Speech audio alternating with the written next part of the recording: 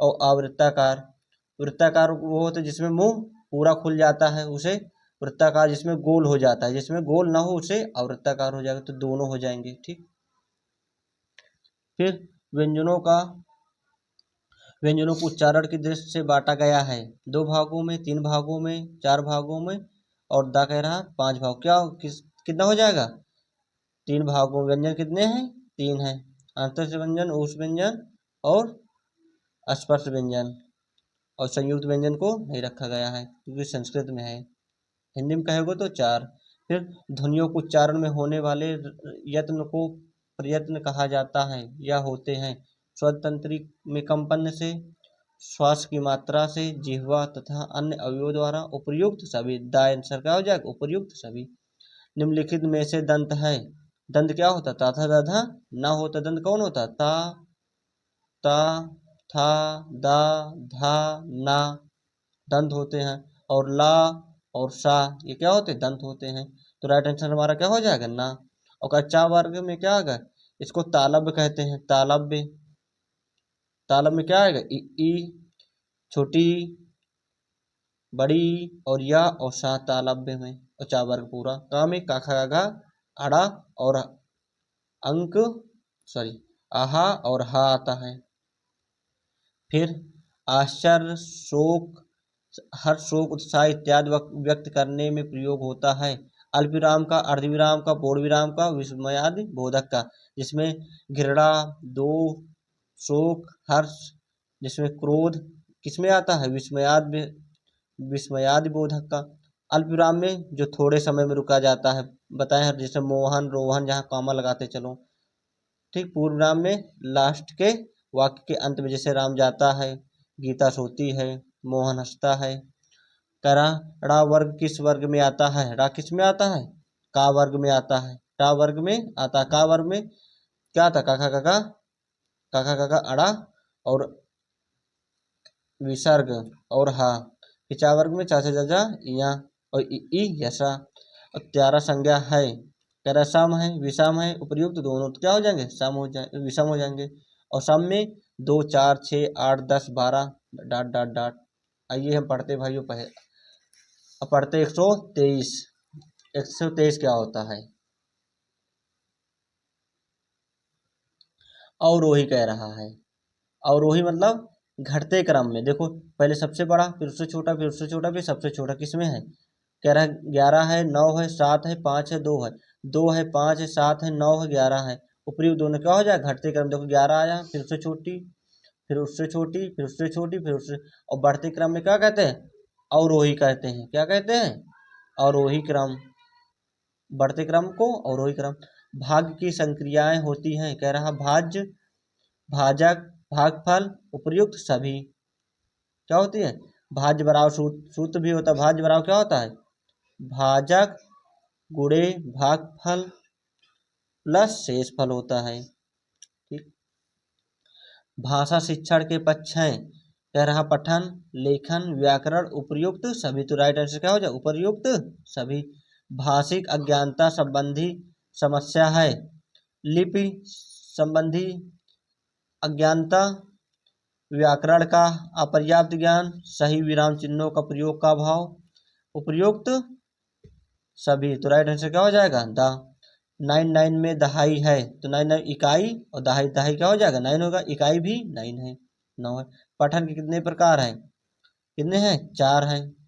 मौखिक पठन, लिखित मौन पठन, लिखित पठन होते तो सही से पठन के 2, व्यक्तिगत और सामूहिक।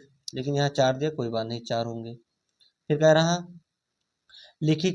लिखित अभिव्यक्ति के लिए महत्वपूर्ण बिंदुओं की संख्या कितनी है? 2 है, 3 है, 4 है, 5 है। राइट आंसर क्या हो जाएगा? 4 हो जाएंगे बिंदु। फिर भाषा शिक्षण का रूप है। मौलिक है, व्यवहारिक है, सामाजिक है, शैक्षिक। राइट आंसर क्या हो जाएगा? व्यवहारिक। अभी व्यवहारिक ना होता क्या हो जाता है? यहाँ मौलिक हो जाता। फिर लिखित अभिव्यक्ति का महत्वपूर्ण बिंदु है सुंदरता है, वचनीयता है, क्रमबद्धता है और लेखनीयता। क्या हो जाएगा? राइट, क्रमबद्धता, जो क्रम से होता है। फिर कह रहा है भाषा की कितनी इकाइयां हैं? कह रहा 2 है, 3 है, 4 है, 5 है। राइट आंसर क्या हो जाएगा? 3। लिखित भाषा, मौखिक भाषा और लिखित भाषा और सांकेतिक भाषा। वर्ण के भेद हैं कितने हैं? 2 हैं, स्वर और व्यंजन। भाइयों आगे पढ़ते हैं।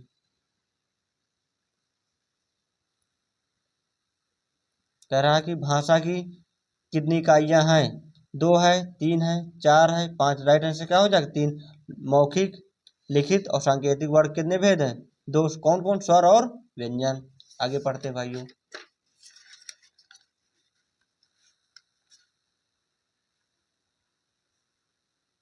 क्या लिखा? मात्राओं के आधार पर स्वर कितने होते हैं? कितने होते मात्रा के आधार पर? 3।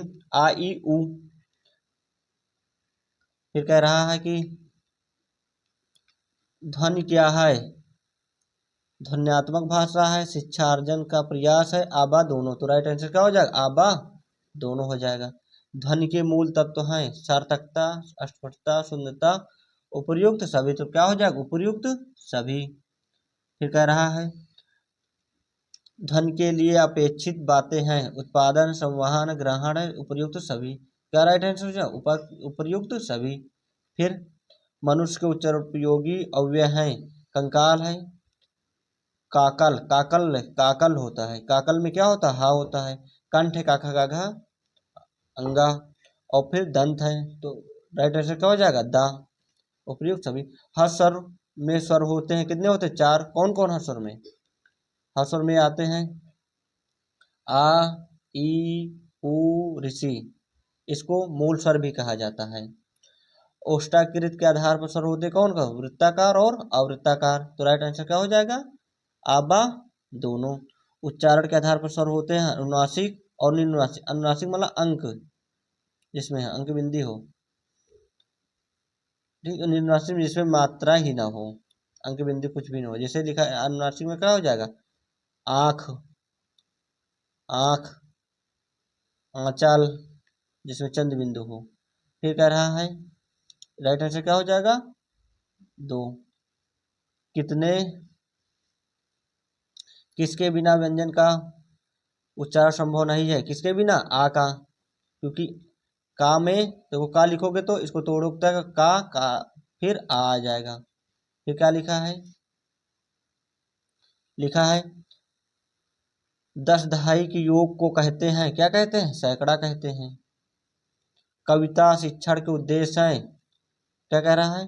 छात्रों में कल्पना तथा तर्क शक्ति का विकास करना। छात्रों छात्रों में भावनात्मक व चारित्रिक भावनाओं का विकास करना। छात्रों के चरित्र निर्माण में सहयोग करना। राइट आंसर क्या हो जाएगा? उपयुक्त सभी। तो हम एमसीक्यूज कर चुके हैं। अब भाइयों पढ़ते हैं अति लघुत्तरी।